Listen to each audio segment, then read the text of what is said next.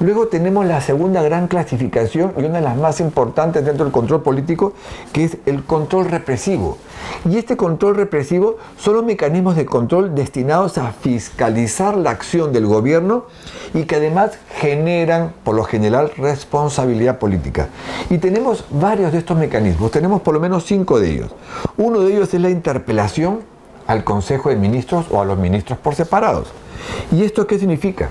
Que el Congreso busca información importante, se hace a través de una moción de orden del día. No, información que la necesita el Congreso ¿en base a qué?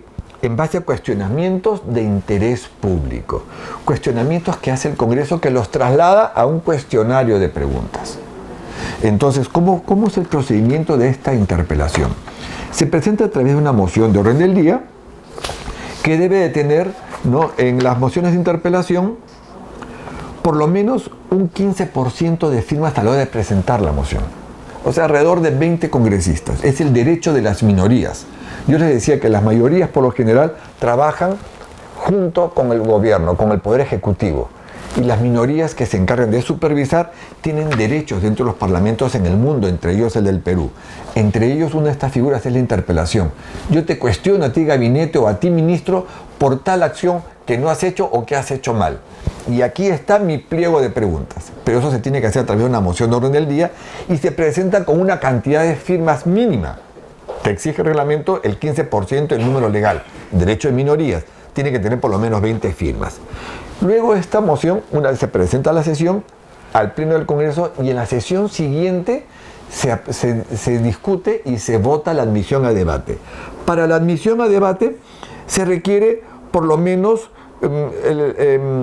una votación del 44 parlamentarios más o menos, que es lo que te exige que la votación o sea, es un tercio de los congresistas hábiles, de los presentes en el momento de la sesión.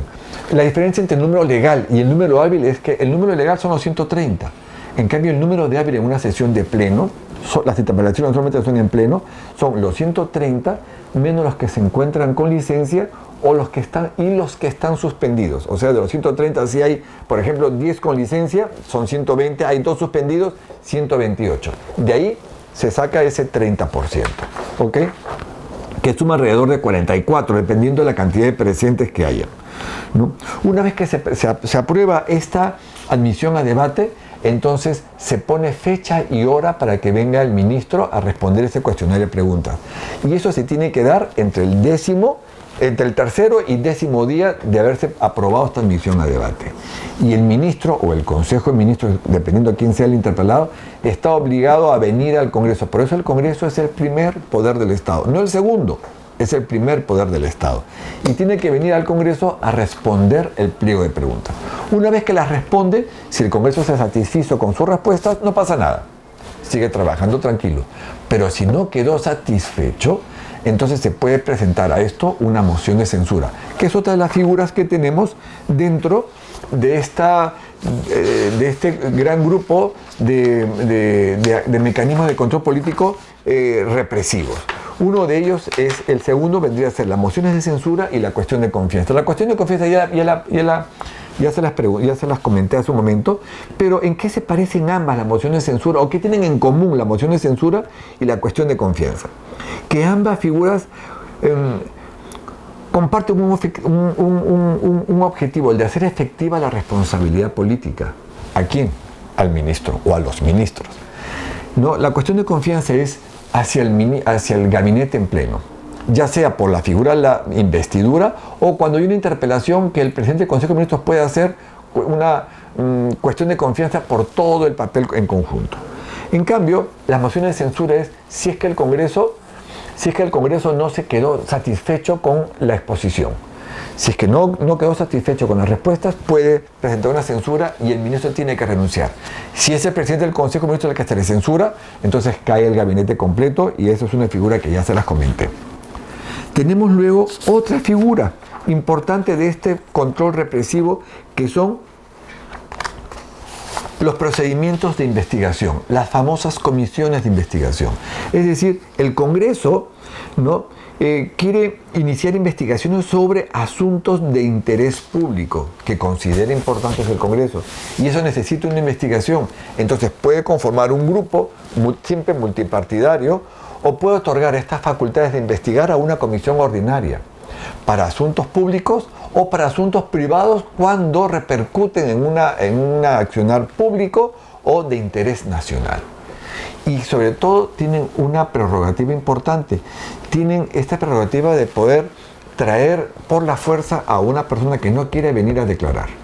Tiene ese apercibimiento de requerir a cualquier persona que venga al Congreso a responder, ya sea como testigo o como investigado, cualquier investigación.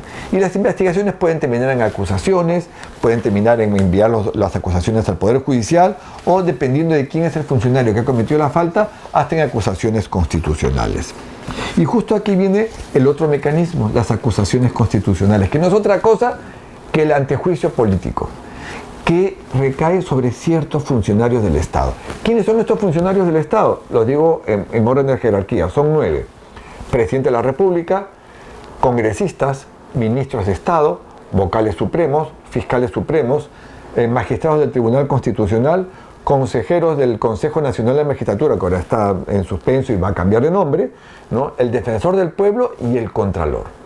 Si alguno de ellos ha cometido una infracción constitucional o un delito durante su función, son acusados al del Congreso.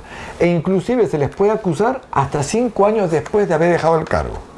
Hasta máximo 5 años.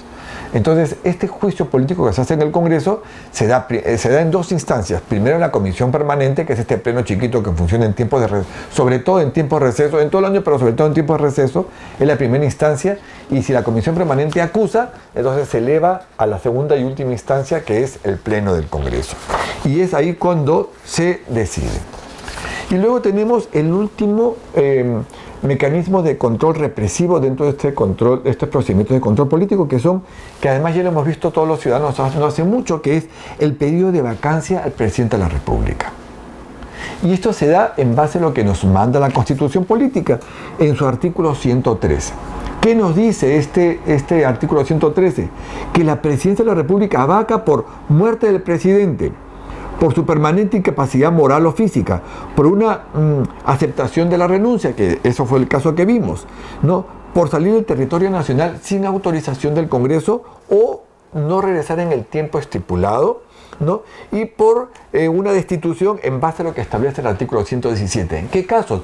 Traición a la patria, impedir el funcionamiento del Congreso, impedir elecciones generales, municipales, locales, ¿no?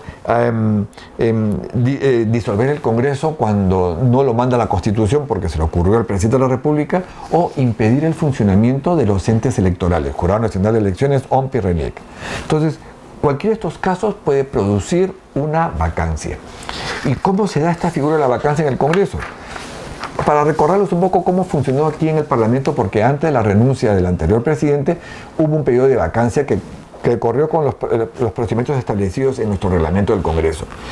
Primero, el periodo de vacancia presidencial se tiene que presentar por un número mínimo del 20% de los parlamentarios. ¿Y esto cuántos son más o menos? En firmas, más o menos 26 congresistas como mínimo tenían que firmar este periodo de vacancia. Una vez que se presente el periodo de vacancia, en la sesión siguiente se tiene que votar la admisión a debate. Y este voto por la admisión a debate tiene que tener por lo menos el 40% de los votos de los congresistas hábiles, que son más o menos 52 parlamentarios, para la admisión a debate. Entonces, en la sesión siguiente, que tiene que estar entre el 4º y el 10º día, tiene que venir el presidente de la República aquí al Congreso a ejercer su derecho de defensa, si es que quiere. Si no quiere, no viene, pero por lo general vienen a ejercer su derecho de defensa, y puede hacerlo él solo o puede ser asistido también con un abogado. Entonces, en esta asistencia, en esta vacancia, una vez que hace su exposición, hay un debate largo y se puede votar en esa sesión o en la siguiente. Y la votación tiene que tener los 2/3 del número legal de congresistas. ¿Cuántos votos son? 87 votos, para que se pueda aprobar o votar la vacancia presidencial. Y este es el procedimiento que hay. Si renuncia, lo que hace con eso simplemente es aceptar la renuncia y convoca a los vicepresidentes, al primer vicepresidente o al segundo, dependiendo de quiénes son los que quedan, ¿no? Para que ocupen el cargo. Si los dos vicepresidentes también hubieran renunciado al cargo, ¿quién ocupa la presidencia? No se puede quedar en el aire. La ocupa en este caso el presidente del Congreso. Y el presidente del Congreso se encarga de la presidencia. Y esto ya ocurrió hace unos años, que fue cuando renunció el presidente Fujimori. Los vicepresidentes también renunciaron y quien ocupó la presidencia de la República en ese tiempo fue el señor Valentín Paniagua. Y se hace por una transición, por un tiempo determinado, porque ese presidente tiene que convocar a elecciones generales para que se vuelva a elegir otra vez a un nuevo presidente de la República. Entonces, así es como funciona este periodo de vacancia. Y con esto ya terminaría de explicarles lo que es el gran segundo grupo del control represivo. Y vamos al último. Congreso de la República y Participación Ciudadana, el ciudadano es primero.